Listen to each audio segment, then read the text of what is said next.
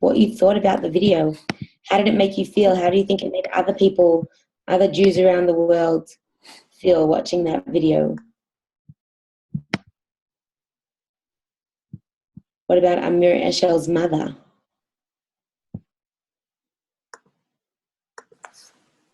Please tell us your comments either in the chat box or you're welcome to speak.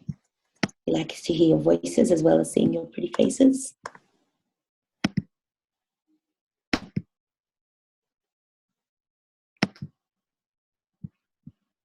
Anybody?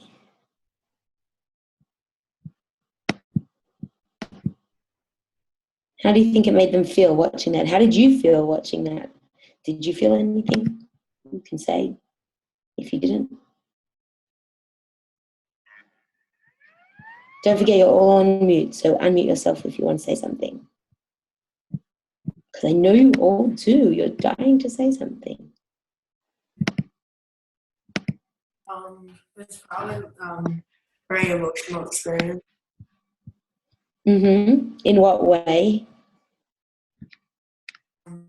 Very sad, just remembering how many people died there. Okay, so sad. What other emotions do you think people felt there, besides for sad in terms of remembering, which I agree with?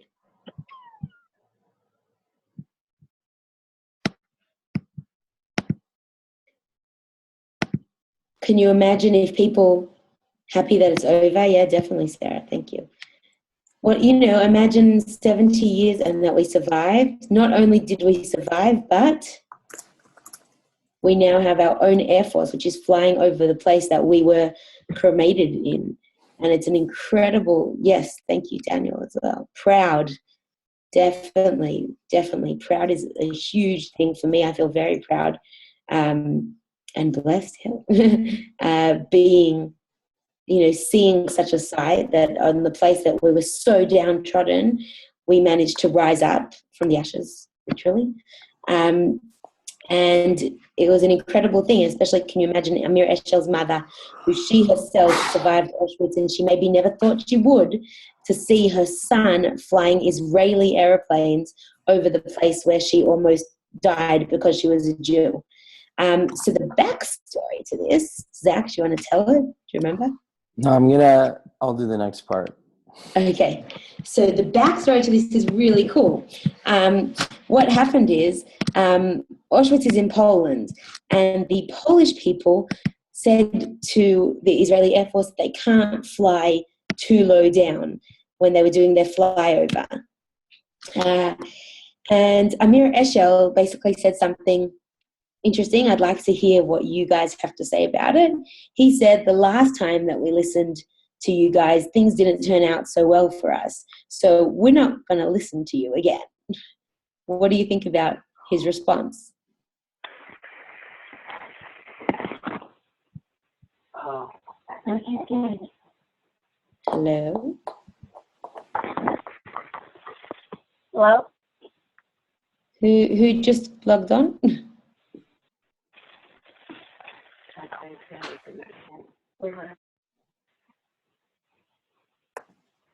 Okay. Oh, does anyone... Hello? Hello. It's Haley, except my sound doesn't work, so I can't hear what you're saying, or I can't speak besides the phone. So I can see you guys. I'm talking to a phone. Okay, that's fine. Just mute it though. Okay. When you're not speaking. Okay. Does anyone want to say what they think about that? Do you think he was right to say that, to not listen to the Polish people? What do you think about? Do you think it was a bit cheeky the way he responded, or you think it's fair? Someone we haven't heard from yet? Hunter, Nicole, Brooke.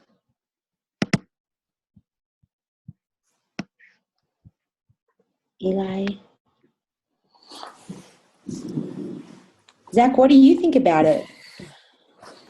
Meaning, I think there's two ways to look at it. That it could have been, they're trying to show something, so they're not listening. They're doing what they feel is right.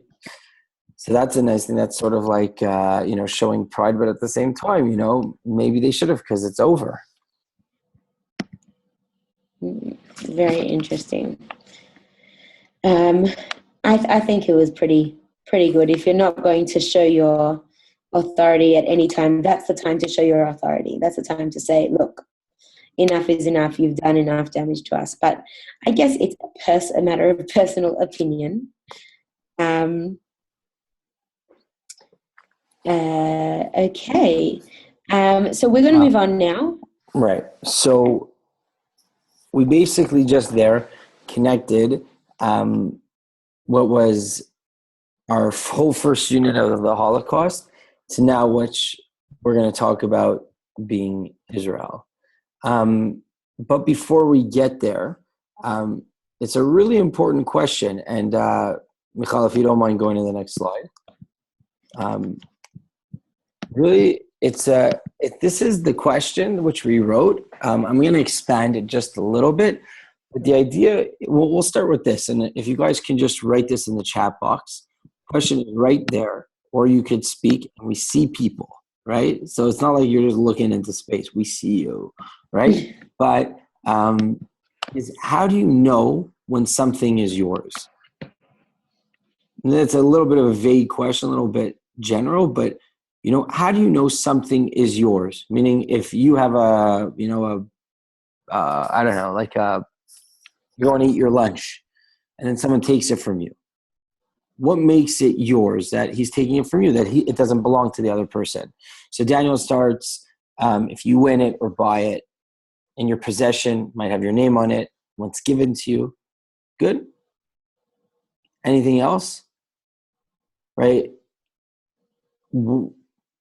Bought it. Okay. A lot of people will say buy. If you buy it, okay, great. Made the lunch, so it's yours unless you pay for it. Right? But why can't I steal something? Let's say if I just take it, then I've taken it and it's now mine. Why can't I say that taking something is now mine? Something is yours if it is given to you. You get it or you have your name on it. Okay. What happens if your name's not on it? I don't know, like people have houses and apartments that don't have names. You do not have the authority. Danny, why don't I have the authority to just take something from someone? What makes it someone else's? So we have you bought it, if your name's on it. If your name's associated with it. Okay. But if you have the same name as someone else? That would be pretty unfortunate. Right. That happens at camp a lot. Like your shorts, where your parents put like a name tag on it, and all of a sudden you're wearing your friend's shorts. Right? Let's not go into the story about my husband's family. Yeah. Underwear story. You don't want to know. So there's a contract. Good, Danny. Good. You bought the shorts. Okay, but sometimes people don't know. Contract, so that's legal. Right. Great. So sometimes people don't know if you bought it. Okay, so we got a number of things here. We have buy, contract, if your name is associated with it, if you've earned it, if it's been given to you. All these things are really important, and I want you to keep these. A receipt, great. I want you to keep these all in mind. Okay, right? Something else to keep in mind with those reasons is something else to keep in mind with those reasons is, what if you can't prove that, right? Like, let's say if something does belong to you, right? Like you go to school and your I don't know, your laptop or whatever, and it doesn't have, I don't know, like, do you guys still carry around like pens and pencils in school or no? Yeah, I'm actually serious. Yes, I care. Yeah, huge deal in our school, pencils. Okay. All right. So, how do you know? Maybe it's yours. You bought it, but like there's no proof. So even though so that's an important thing to keep in mind, because even though there's all these reasons that show that it's yours, and it's yours, you have to be able to prove it. That's a big thing, right? It's not just about knowing it's yours. It's about showing it to someone that it is yours. Okay, so I want you to keep all those reasons in mind. The next question, which I'm going to put out there, and I'd really like people to answer either through the chat or through talking, and I'm definitely going to call on some people. So get ready, Ariel and Danielle and Nicole to respond, is how do you know Israel belongs to the Jewish people? Or maybe I could ask it better. Or where do we know, or how do we know that Israel belongs to the Jewish people? And I'd love to hear. So how do we know that Jerusalem, or not Jerusalem, that Israel belongs to the Jewish people? And if you disagree, that's fine. But if you agree, and if it doesn't, then say who it belongs to and answer the same question. Love to hear. So Danny writes first. There's stuff there from the past. Okay. God gave it to the Jews. Okay, Eli, thank you. Great. What else do we have? Okay, if you get the right answers, we'll show them on the board. So far, we have this and this. Right. That shows it's ours, Danny. Okay, because we've had. Okay. Great. We know that because it was given to us. Nicole, who gave it to us? We took it and claimed it as our own. Taco Sarah. Okay, interesting. Artifacts, Danny, very important. History. Tacos love Sarah. Love to hear what it means we took it. Daniel. All right, Daniel Fuchs. Do you want to talk this out loud? Because you said a pretty big thing. You want to explain it? Yeah. Thanks. It's not really ours because technically the Christians, the Muslims, and the Jews belong there. And the Arabs belong there. It's not really a religion, but whatever. Right. They belong there. But it's a majority of ours because many Jewish people, mostly after the Holocaust, went there and we proclaimed it ours. But technically, it's not necessarily ours. Okay, so I want you to hold on to all those things you said, because they're, and I hope everyone is really paying attention to what Daniel said, because basically he brought up probably what's like the heart of like the big conflict between the Jewish people in Israel and the Palestinian people in Israel. So very and the rest of the world as well. And how the world sees Israel. Right, and how the world views this issue, which we'll get into. Okay, so this is great. So we got we have history, we have the fact that God gave it to us, and all these things. Michal, do you want to just show the other two reasons? Yes, let's just see if anyone else who wrote in the chat. Right. Danny wrote really something important about 50% of Jews being in the world are in Israel. That's true, right? So you're saying the land belongs to Israel because population-wise, demographically. Right. Because the majority of people who live there are Jewish. Right. Interesting. Okay. Also, Ariel, you said the same thing. Haley, I'm not sure what you said there. We were led to this Can you place explain what you were saying? wasted for us. Haley? It waited, maybe you meant to say? Haley, are you there? It is not responding. Okay. It's already continue. Okay, well, let's look at the other. Okay, so let's look at all the other ones then. So we have legal, and that we're going to get to more of next week. We have a legal claim to the land, like you spoke before about having a contract. And military, something belongs to you if you conquer it. So we're going to have a lesson about that in the future. Right. So these four, they're not the only four, but I think they're probably a pretty significant four. We're going to be focusing today on biblical and historical, right? The idea one, which many people mentioned, that God gave the Jewish people the land of Israel, that geographical location where myself and Michal currently live in.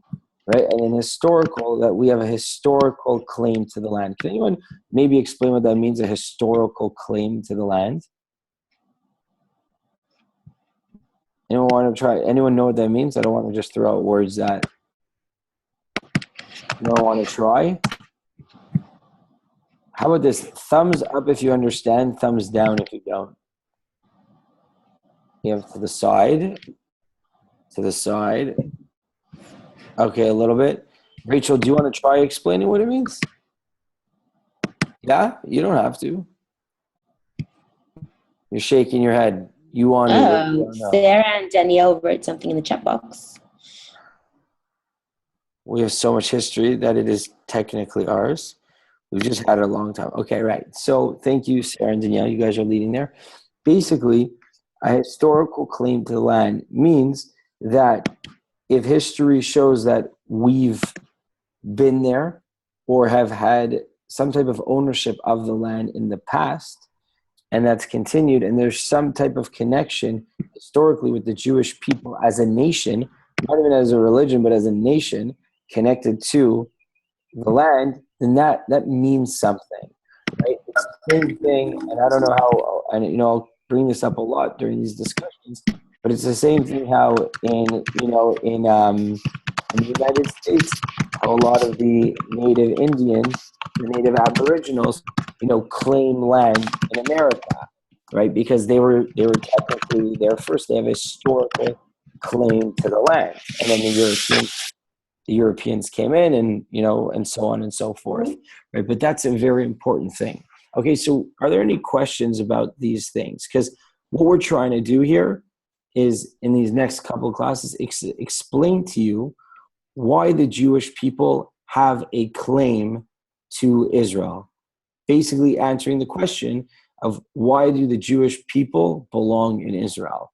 Now, we're not necessarily we'll get into discussion if you want about, Daniel brought up the Christians and the Muslims, right? The question of why does Israel belong to the Jewish people does not necessarily mean why it does not belong to anyone else, right? Right now, we're just discussing like the Jewish people's claim to Israel. In other classes, we'll discuss the whole idea of, okay, if it belongs to the Jewish people and other people think that it belongs to them, well, what happens then? Okay, so what we're going to do now, we're going to look at the biblical parts. Sorry, any questions before that? No? Okay, great. You're all doing really well today. Really, really writing well. Would love to pick up the writing. I would love to throw a bucket of ice on your heads and see how you react. Maybe that'll wake you up. There's Daniel. Okay, so here we go. So Michal's going to upload a Lino board in the chat box, which I'd like everyone to go on. And in the middle, there's a question, which is pretty easy to read. Basically, you're going to have a number of texts that come from the Torah, right? Maybe can I share my screen, please, Nicole? Yes, you can. Thanks. Okay, here we go. So this is my screen. This is the Lino board. So on this Lino board, there are 3 verses from the book of Genesis. Who knows what the book of Genesis is? Raise your hand if you know it. What number book of the Torah? Oh, Danielle, number 1 what? Yeah. All right, Danielle. Hunter, you're good? Good general knowledge. All right, give me a nod. Give me a little shake. Shake it up. Right? Show you're alive. So this Genesis is the first book in the Torah. So please read all 3 and answer this question. What are the 3 quotes coming to teach us about the relationship of Israel with the Jewish people? So you have 3 quotes here from Genesis 13, 17, and 15. Okay, I want you to read all of them and answer this question. What are the 3 quotes coming to teach us about the relationship of Israel with the Jewish people? So take 5 minutes, or 3 to 5 minutes, to read and answer the question.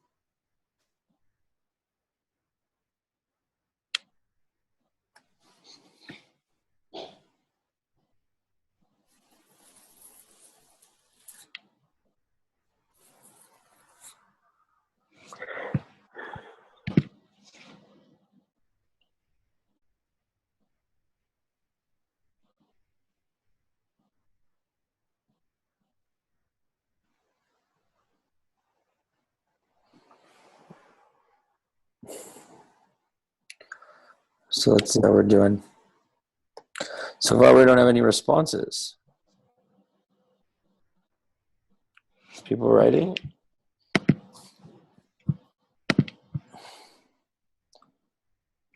Oh, good. We've got a few, 2 responses so far.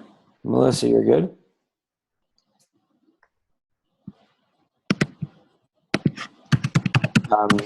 Adina, did you get the link again? Adina? No? Okay, so I'll post it. Here you go. Okay, try and make sure you don't post on top of other people. You should be able to move your post so that so we can read everyone's.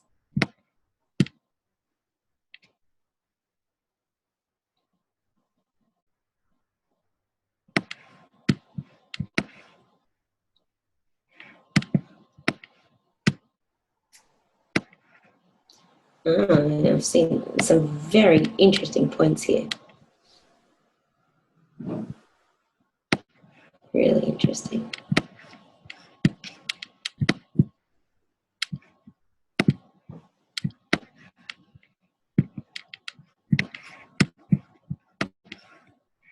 Okay, let's take another couple minutes. Doing well. Oh, Daniel, great job.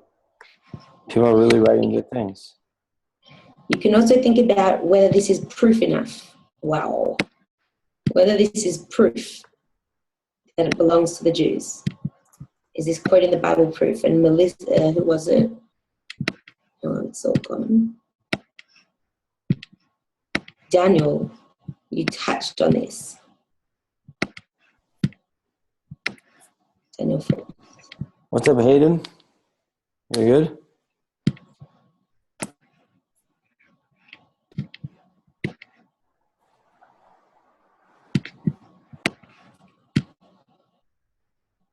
Are quotes from the Bible good enough proof to show that that Israel belongs to the Jews?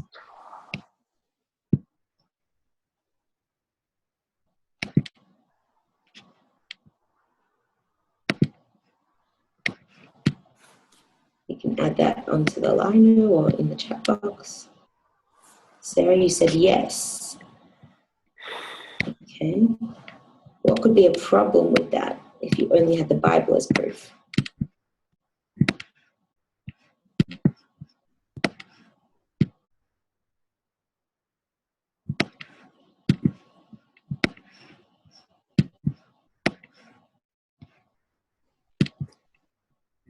Okay, let's take another minute to. Someone put their response over mine. I'm just moving them all now, so it should be all right. You guys did a great job with this, really. That's good.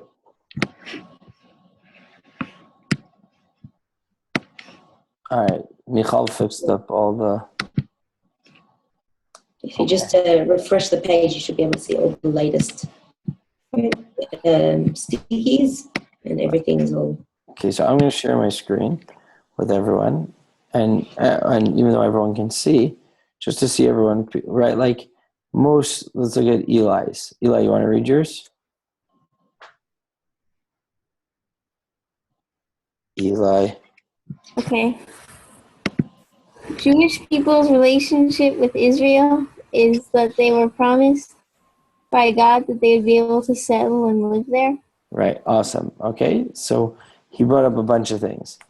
Israel, Jewish people, and promise. Okay, let's go to Hayden. Hayden, do you want to read what you wrote?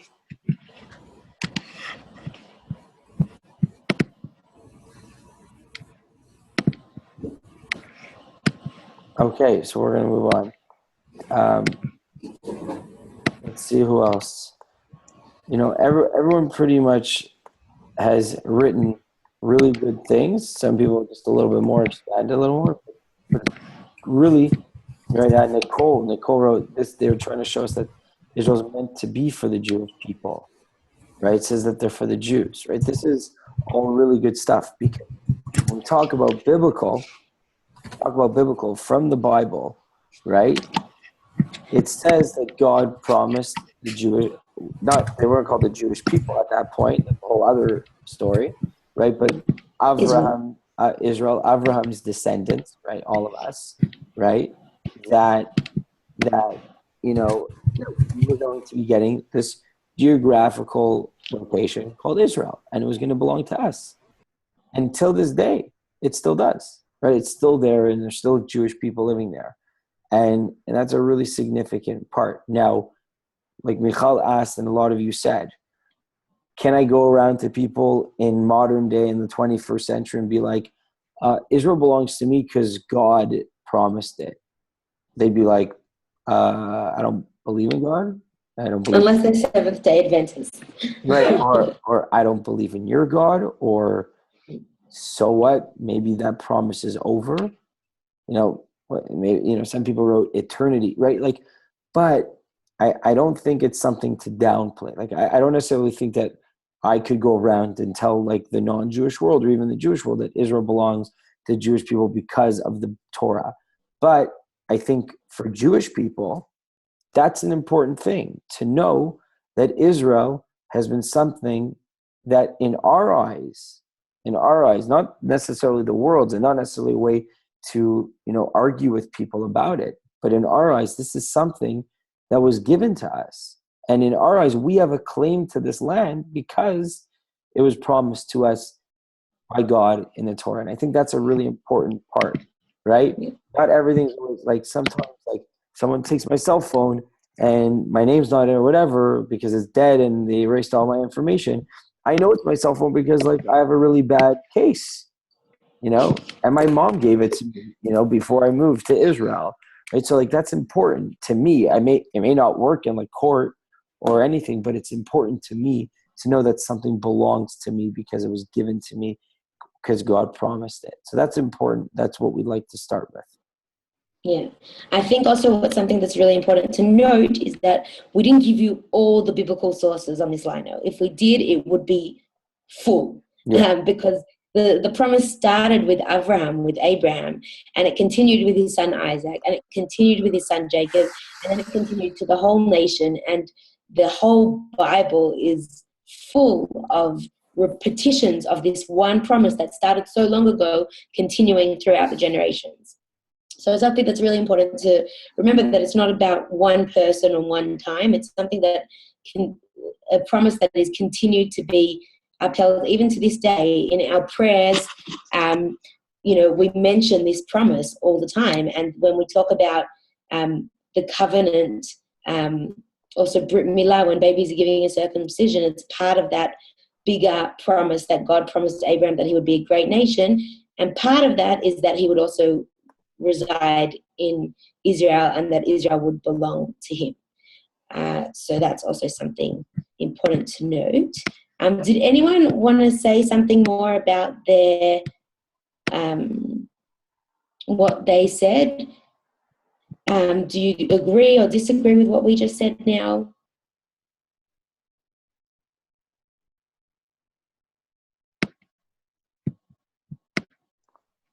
Okay, so everybody agrees. Oh, I forgot to say one other thing.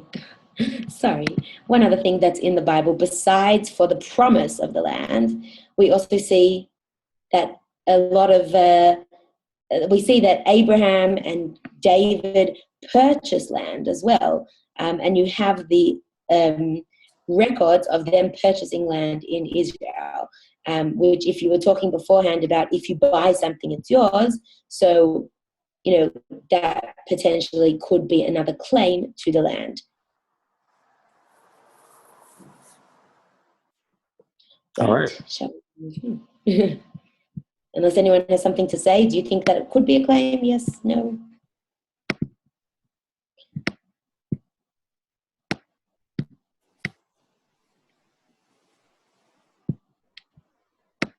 Okay. So we're going to move on then. And we've kind of discussed in short the biblical claim to the land, and we're going to move on to the historical claim to the So does anyone want to first tell us, what kind of historical claim you think the Jews have to the land? If they do at all.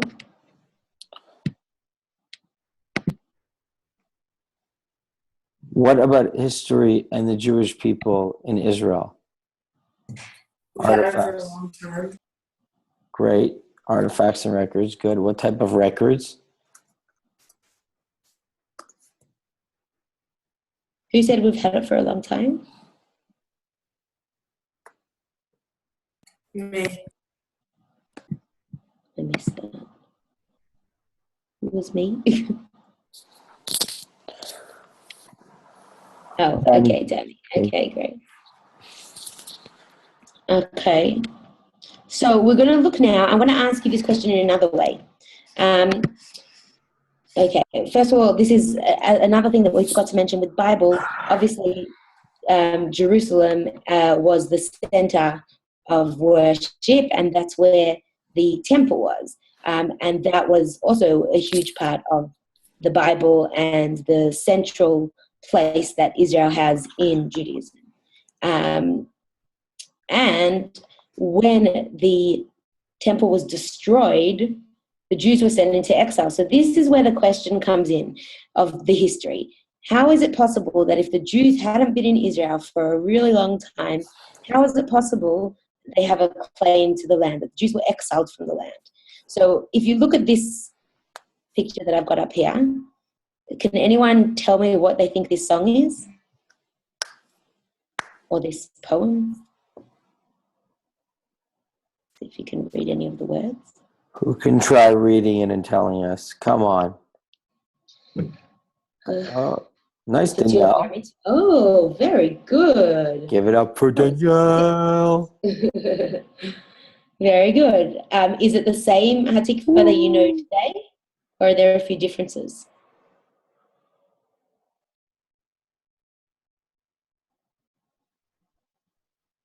Anyone? There are probably some differences. Because it's probably an older version. Yep, you're right. Okay, so what I want to focus on is the words of this song, okay? I've got to sneeze. The words of this song. So if we look over here in the English translation, you can see that what do you think is the main theme of the song? Who would like to read the song in English? Daniel. As long as deep in the heart the soul of a Jew yearns, and towards the east an eye looks to Zion, our hope is not yet lost, the hope of 2,000 years, to be a free people in our land, the land of Zion and Jerusalem.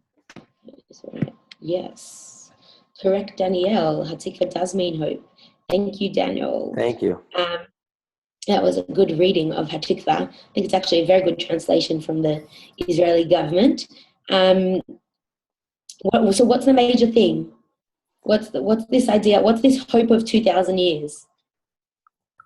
To become a free civilization, not be slaves. Okay, particularly where? In Egypt. Oh, in Egypt? Oh, Greece. No. Where to be a free people where? Where is it important to be a free people? Oh, in Zion and Jerusalem. Exactly, in our land, the land of Zion and Jerusalem. And it talks all here about the soul of a Jew yearning, that people have been hoping and looking towards Zion for thousands of years. The whole time that Jews were in exile, they were just looking towards Israel. First of all, just so you know, there was pretty much always a Jewish presence in Israel. There were some times when there was a bigger Jewish presence and other times when there was less of a Jewish presence. But the fact that we were exiles from the country doesn't mean that there were no Jews in the country. There were always Jews. Yeah. There's Jews and orange juice. Dad joke. You're only allowed that now that you're a dad. Okay. Hayden liked it. Okay. So what we're going to do now is we're going to look at this idea of this longing for Zion, how that was in people's hearts. So has Zion really and Israel really been, something that's been in our hearts the whole time? And how long have we been there? So here just is an example. I don't know how many of you have seen these before. Do any of you have any shekels at home? If you've been to Israel, any shekalim? Shekel is the Israeli dollar. Israeli coin. You have bills. We have shekels. Okay, so you can see that modern shekel is actually very similar to the ancient ones, and there's actually ancient Hebrew writing on it as well. But a lot of ancient Jewish coins were found in Israel in lots of archaeological excavations. I was just at the Israel Museum this week and saw some amazing, amazing things from ages and ages and ages ago, thousands and thousands of years ago. So that was very exciting. And what's interesting is a lot of these symbols, and I was speaking about it with my friends, a lot of these symbols are symbols that we still recognize today. And if you think about it, how many cultures do you know that you can look at their ancient artifacts and still find relevance to your life? You can look at these objects from thousands of years ago, and yet they still make sense to people today, even though our lives are totally different from the lives of the people who lived then. Look at the coins. The coins are made out of stone. The one on the top left. So that's one example of how history,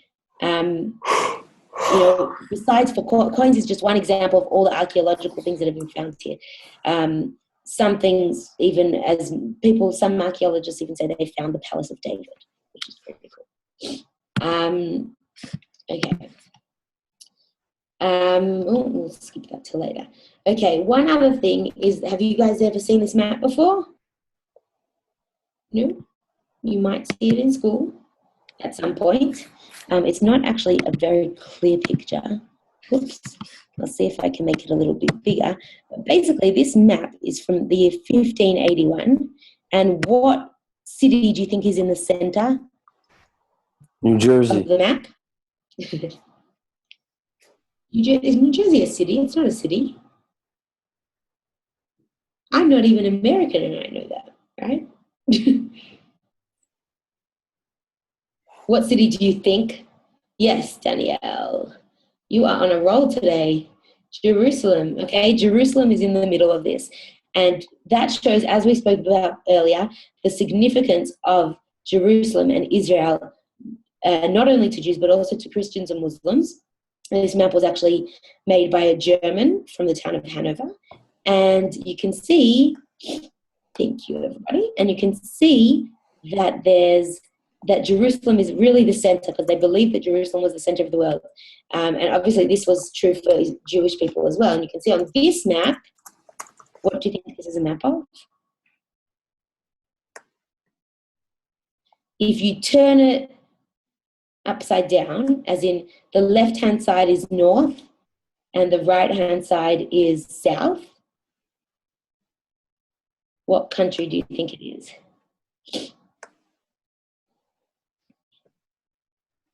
Tony, okay. No need for competition, boys.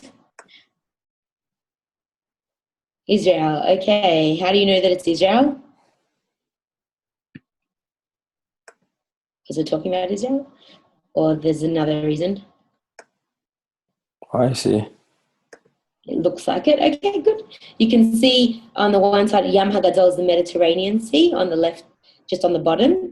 And you can see in the middle, on the top, kind of on the middle, there's a little sea, a little ocean that it says Yam HaMelach. Okay, this is a map from 1695, exactly, in Hebrew. It's crazy. A map of Israel in Hebrew from 1695. Okay, it just shows, why would someone do it? First of all, 1695, it was not long after the printing press was created. So it was like really the beginning of all these, the printing of things. So it was a huge deal to print something a bit more than 17 years ago. Where are we? I just lost my track of thought.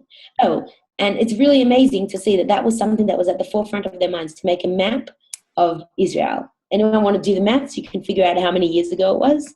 2016 minus 1695.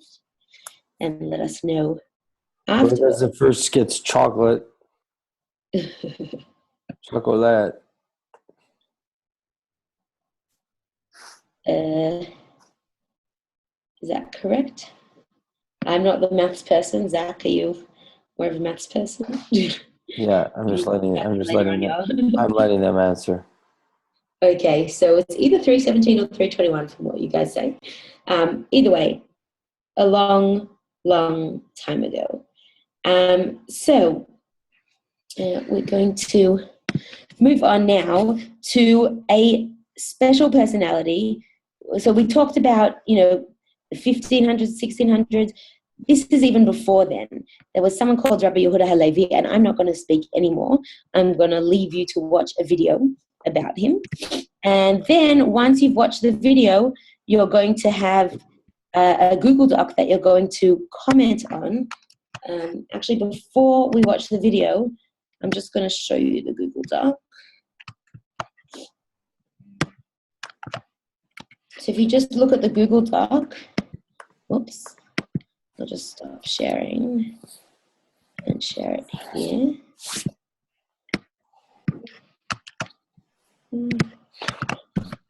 Okay. What you need to do, I don't think we've ever done a Google Doc really before. So what we're going to do is you're going to have this information over here. Great, you can all see. And underneath it says write one comment with a question you'd like to ask him. To comment, just go over here, top right corner comments, click on comment, and there's my name, and I write my comment and click comment, okay? So that's what you're going to do once you've watched the video. So based on what you saw in the video and what's over there, I'm going to put the video link now on the chat box. And then you can, don't forget to mute yourselves. You can watch the video and then go straight to the Google Doc.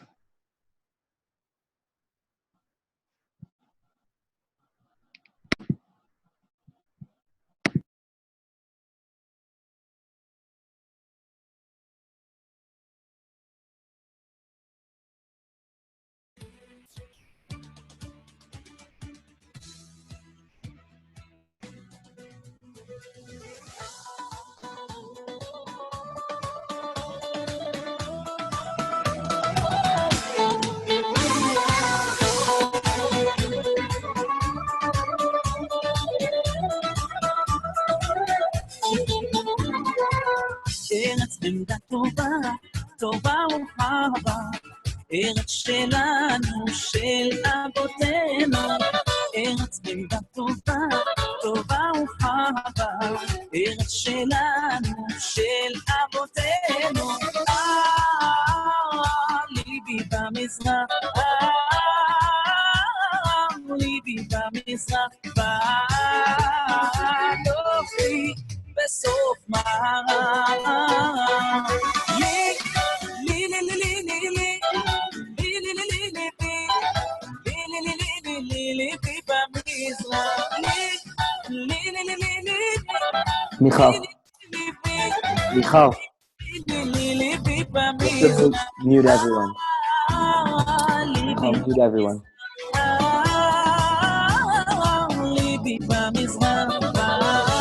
מיכל.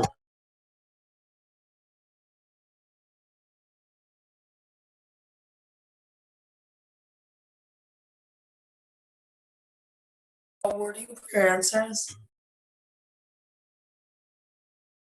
On the Google Doc. Okay, thanks.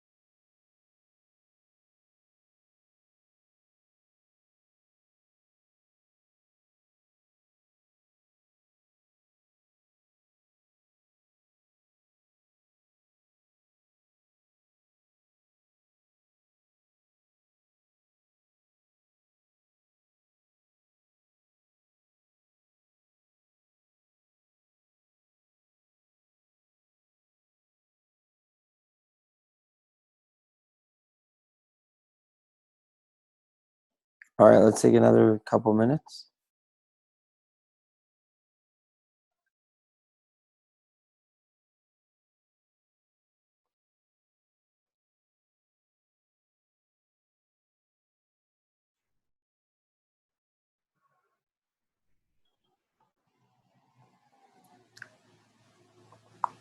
You should be finished watching the video, so get onto the Google Doc when you have. Don't forget to answer the 2 questions on the bottom.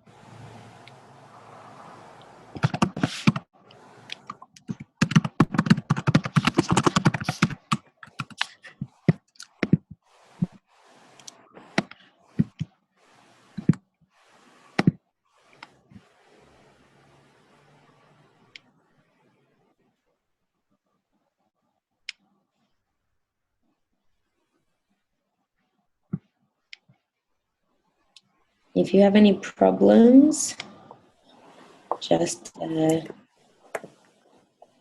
us know. Danny, please don't write on the actual document itself. Please click on comments on the top right and then comment again so that you can write your points there, okay?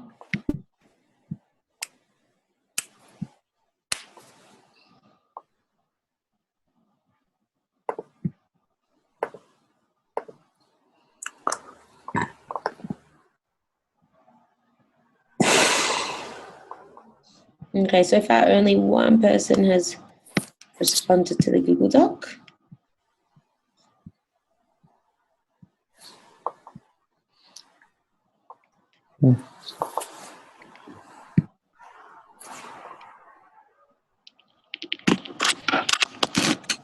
How do you get to like comment on the thing? Because whenever I click comment, it's like letting me. Okay, so first you need to put your mouse on somewhere on the document, and then you click on comments, and then look at where it says underneath. It'll show notifications on the left and comment on the right. Oh, I figured it. And then you should be able to add one. Okay, thank you. No worries. I guess while everyone's finishing that or going through that, I'm just going to go through the independent exercise. Yep. Okay, so the independent exercise, I'm also going to post right here. It's a Google Doc. Very simple, but very cool. I think it's easiest if I just share my what we're going to be doing.